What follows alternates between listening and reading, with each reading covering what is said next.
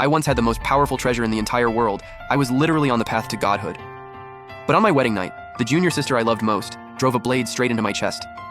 You think a piece of trash like you actually deserves the sacred bone? You have no idea how absolutely disgusting it was for me to fake it by your side all this time. My mind just went blank, years of trust and feelings, and gone in an instant. Then the demon sex young lord stepped out from behind the red curtain and planted his foot right on top of my head. Cece belongs to me, and so does your sacred bone. They ripped the bones clean out of my legs while I was still alive and threw me into the abyss of calamity, a place crawling with demon beasts. Just when I thought I was done for, losing the sacred bone actually turned out to be a blessing. It broke the real seal, and an overwhelming power flooded through my entire body. 6 months later, I crawled out of that abyss as one of the most powerful fighters alive. Every bit of pain, every cold look, I was coming to collect. Today was my wedding day with my junior sister. She was an orphan I'd found at the foot of the mountain.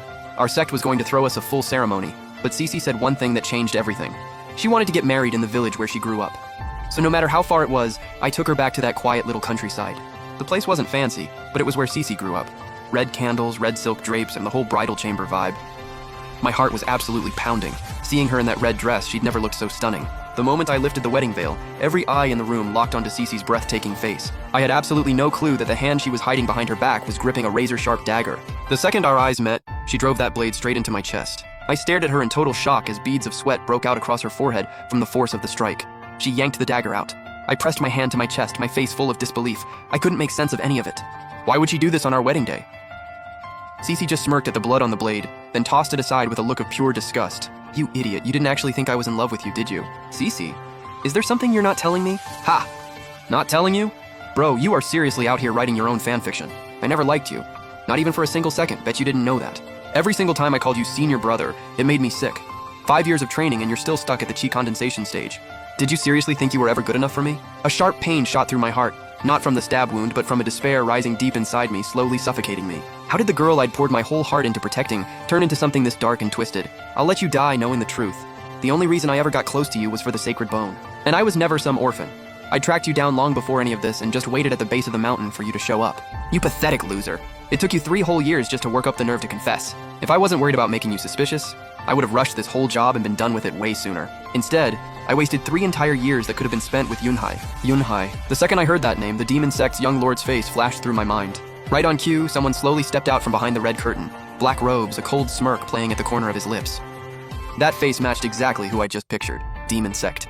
Nobody answered me, but the way those two carried themselves said everything. Lu Yunhai walked over to Meng Cece and wrapped his arm around her waist. She leaned right into him, nestling against his neck. The look in her eyes in that moment, soft, warm, completely devoted. I had never once seen her look at me like that in all the years we were together. Lu Yunhai looked down at me with a grin. Cece must have been rough on you all these years. Having to put up with this loser. Just look at that pathetic face. Even one glance makes me sick.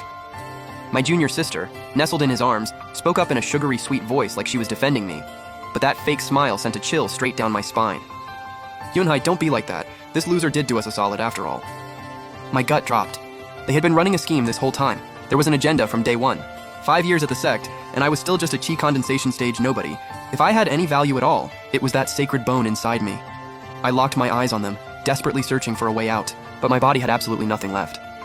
Cece, don't tell me you're actually feeling sorry for him. They flirted right in front of my face. The humiliation was suffocating. Worse than any physical pain I could imagine. My junior sister shot me an icy glance and scoffed. Feel sorry? For him? A piece of trash like that doesn't deserve a single feeling from me. But the second she turned to Lu Yunhai, it was like a switch flipped, all soft and flirty, her fingers tracing slow circles on his chest. Yunhai, you're everything to me. There is not another man in this entire world who could ever move me the way you do. I dug my nails deep into my palms. This was the girl I'd spent years protecting. The betrayal cut like a blade, like it wanted to tear my heart completely apart. Lu Yunhai stepped toward me, looking like he'd already lost interest in humiliating me any further. He pressed his foot down on my head. If it wasn't for that sacred bone of yours, I never would have let Cece waste her time playing pretend with you.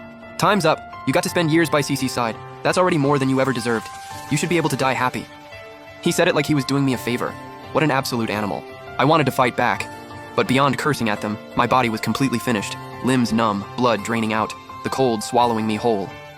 When it came down to it, I just wasn't strong enough. One knife was all it took to put me on the ground. Even at full health, I was nowhere near Lu Yunhai's level. Despair was eating me alive. I screamed inside my own head. Master, you told me I had rare talent, that I was a once-in-a-generation prodigy. But after 5 years of grinding, I'm still just an ant getting stepped on. Lu Yunhai crouched down and snapped my shin bone with a single bare-handed strike. The pain was so intense I could barely breathe. Then my junior sister handed him the same dagger she'd used to stab me. Lu Yunhai took it and, like a butcher at slaughter, carved straight through my flesh. The agony spread through every inch of me. I bit down hard, my whole body convulsing. I watched helplessly as he peeled my flesh apart with that blade, raw, exposed, and brutal. And Meng Sisi watched like it was pure entertainment. My tendons snapped. Lu Yunhai pulled the leg bone clean out, dangled it right in front of her like a trophy. Blood splattered into my eyes, mixing with the tears I couldn't hold back, until everything I saw turned red and faded into blur.